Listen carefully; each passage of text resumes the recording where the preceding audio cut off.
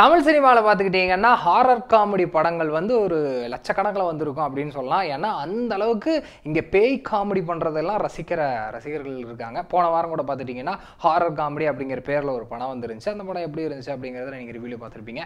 இந்த வாரமும் ஒரு ஹாரர் காமெடி ஜானரில் ஒரு படம் வந்திருக்கு. எஸ், சங்கிலி புங்கிலி கதவத்தோர. இந்த படம் எப்படி இருக்குது அப்படிங்கிறத இன்றைக்கி நம்ம ரிவ்யூவில் பார்க்கலாம். இது பக்கா டிவி வழங்கும் பக்காஸ் ரிவ்யூ. நான் உங்கள் நண்பன் சஷ்டி.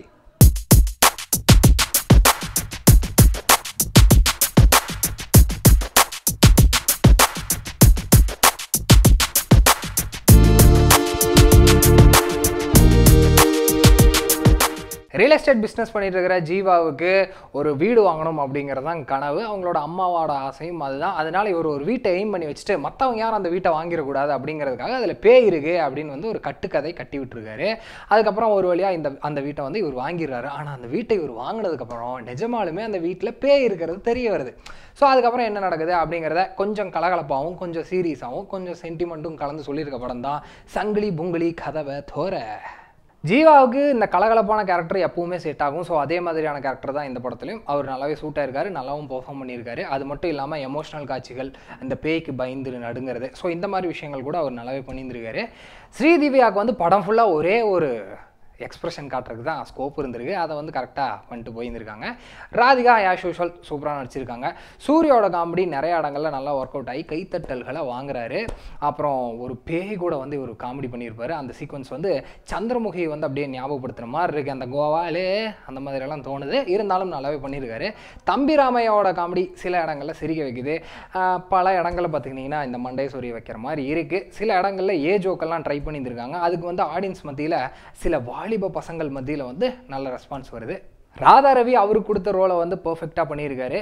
கோவை சரளாவோட காமெடியாக ரொம்பவே எதிர்பார்த்தீங்க அப்படின்னா இந்த படத்தில் கொஞ்சம் ஏமாத்தம் தான் அப்படின்னு சொல்லலாம். அப்புறம் இந்த ஜெய், அக்ஷரா கவுடா, அப்புறம் பழைய நடிகை கௌசல்யா, அவங்கெல்லாம் இந்த படத்தில் கேமியோ பண்ணியிருக்காங்க.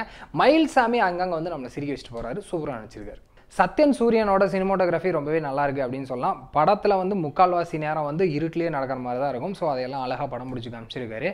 டிஎஸ் சுரேஷோட எடிட்டிங் நல்லா தான் இருக்குது. இருந்தாலும் ஃபர்ஸ்ட் ஆஃப் ஏன் அவ்வளோ லென்த்தாக இருக்குது அப்படிங்கிறத வந்து இவர் கொஞ்சம் கவனித்து பார்த்துருந்துருக்கலாம். விஷால் சந்திரசேகரோட பிஜிஎம் வந்து சூப்பராகவே இருக்குது. படத்தில் நிறைய இடங்களில் இவரோட பிஜிஎம் தான் நம்மளை பயப்பட வைக்குது. இருந்தாலும் இவரோட பாடல்களெல்லாம் எப்படி இருக்குது அப்படின்னு பார்த்துட்டிங்கன்னா அவ்வளோவா மனசுலையும் நிற்கல. படத்துக்கு அந்த பாடல்கள்லாம் தேவையும் இல்லை அப்படிங்கிற மாதிரி தான் இருக்குது. டைரக்டர் ஐக், இந்த படத்தோட டேரக்டர் பேர் ஐக்கு தான். ஆனால் இவரோட உண்மையான பேர் வந்து ஐயப்பன், ஸ்டைலாக இருக்கட்டும் அப்படின்னு ஐக்குன்னு மாற்றிருக்காரு. இந்த படத்தை ப்ரொடியூஸ் பண்ணது வந்து அட்லி, A4 ஆப்பிள் ப்ரொடக்ஷன் மூலமாக முதல் முறையாக ப்ரொடியூசர் ஆகிறார் அட்லி.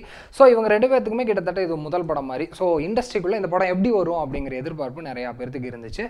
இந்த படத்தோட ஜானர் பார்த்துட்டிங்கன்னா ஹாரர் காமெடி. ஸோ அதுக்கு தகுந்த மாதிரி ஹாரர் அப்படின்னோடனே ஒரு 4 சீன் நறுக்குன்னு பயப்படுற மாதிரி வச்சுருக்காங்க.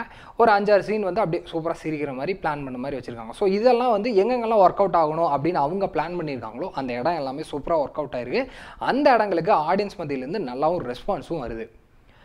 ஆனால் ஒரு ஓவராலாக படமாக பார்க்கும்போது இந்த படத்தில் நிறையா இடங்களில் பிரச்சனை இருக்குது. படம் பார்த்துட்டிங்கன்னா ஃபர்ஸ்ட் ஆஃப் எல்லாம் அப்படியே ரொம்பவே பிளெயினாக போயிட்டுருக்க மாதிரி இருக்குது. இது என்ன கதை அப்படிங்கிற மாதிரிலாம் நமக்கு இடையிலாம் கேள்வியெல்லாம் கேட்க தோணுது. அப்புறம் இந்த எமோஷனல் காட்சிகள், இந்த சென்டிமெண்ட் காட்சிகள்லாம் சுத்தமாக ஒர்க் அவுட்டே ஆகலை அப்படிங்கிற மாதிரி தோணுது. அது பிஜிஎம்னால தான் ஏதோ எமோஷனல் நடந்துட்டு இருக்குப்பா அப்படிங்கிற ஃபீல்லாம் வருது.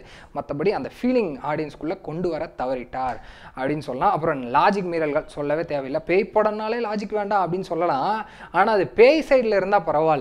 இப்போது இவங்க நார்மலாக நடந்துட்டு இருக்கோம்ல, நார்மல் லைஃப்பில் அங்கேயே லாஜிக் நிறைய இடங்கள்ல இல்லை. ஸ்ரீதிவ்யாவை ஃபஸ்ட் எடுத்தோடனே பார்த்தோன்னே ஒரு பாட்டு எல்லாம் பாடி டான்ஸ் ஆட ஆரம்பிச்சிடுறாங்க. அப்புறம் திடீர்னு பார்த்துட்டிங்கன்னா அடுத்த மீட்டியே லவ்ங்கிற மாதிரி பேச ஆரம்பிச்சுக்கிறாங்க. சரி, இவங்க 2 பேர் தான் லவ் பண்ணுறாங்க அப்படின்னு பார்த்துட்டிங்கன்னா அது இவங்களோட ஃபேன்ஸ்க்கு எப்படி தெரியுது அப்படிங்கிறதும் தெரியவில்ல. ஸோ இந்த மாதிரி நிறைய இடங்களில் கேள்விக்கு பதில் சொல்லாமல் விட்டுருக்காங்க. சில இடங்களில் லாஜிக் மீறல்களும் எக்கச்சக்கமாக இருக்குது. ஸோ இதெல்லாம் இந்த படத்தோட குறைகள்.